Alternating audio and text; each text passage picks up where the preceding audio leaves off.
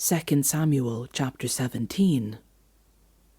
Ahithophel said to Absalom, I would choose 12,000 men and set out tonight in pursuit of David. I would attack him while he is weary and weak. I would strike him with terror, and then all the people with him will flee. I would strike down only the king and bring all the people back to you. The death of the man you seek will mean the return of all. All the people will be unharmed.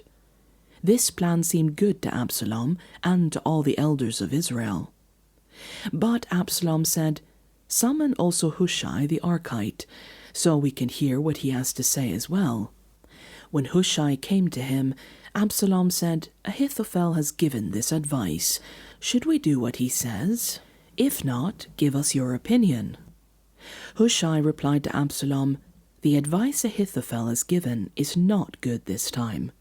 You know your father and his men. They are fighters, and as fierce as a wild bear robbed of her cubs. Beside, your father is an experienced fighter. He will not spend the night with the troops. Even now he is hidden in a cave or some other place. If he should attack your troops first, whoever heard about it will say, There has been a slaughter among the troops who followed Absalom.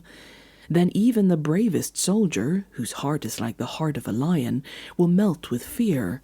For all Israel knows that your father is a fighter, and that those with him are brave.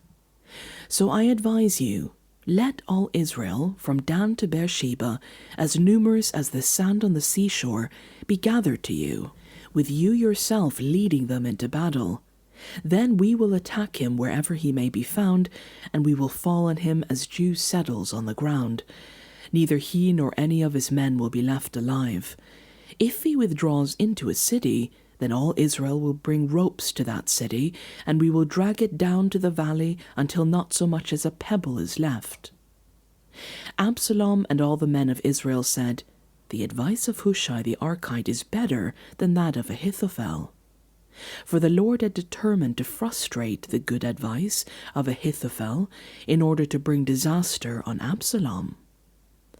Hushai told Zadok and Abiathar the priests, Ahithophel has advised Absalom and the elders of Israel to do such and such, but I have advised them to do so and so.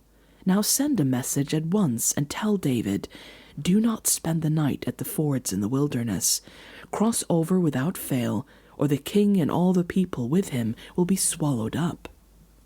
Jonathan and Ahimaaz were staying in Enrogel. A female servant was to go and inform them, and they were to go and tell King David, for they could not risk being seen entering the city. But a young man saw them and told Absalom. So the two of them left at once and went to the house of a man in Bahurim. He had a well in his courtyard, and they climbed down into it. His wife took a covering and spread it out over the opening of the well and scattered grain over it. No one knew anything about it. When Absalom's men came to the woman at the house, they asked, Where are Ahimaaz and Jonathan? The woman answered them, They crossed over the brook. The men searched but found no one, so they returned to Jerusalem.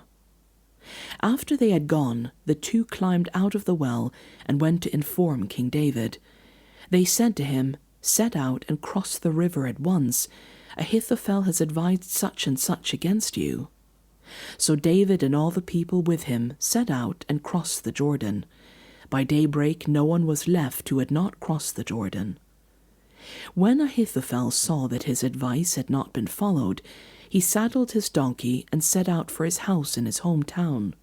He put his house in order and then hanged himself. So he died and was buried in his father's tomb. David went to Mahanaim, and Absalom crossed the Jordan with all the men of Israel. Absalom had appointed Amasa over the army in place of Joab. Amasa was the son of Jether, an Ishmaelite, who had married Abigail, the daughter of Nahash, and the sister of Zeruiah, the mother of Joab. The Israelites and Absalom camped in the land of Gilead.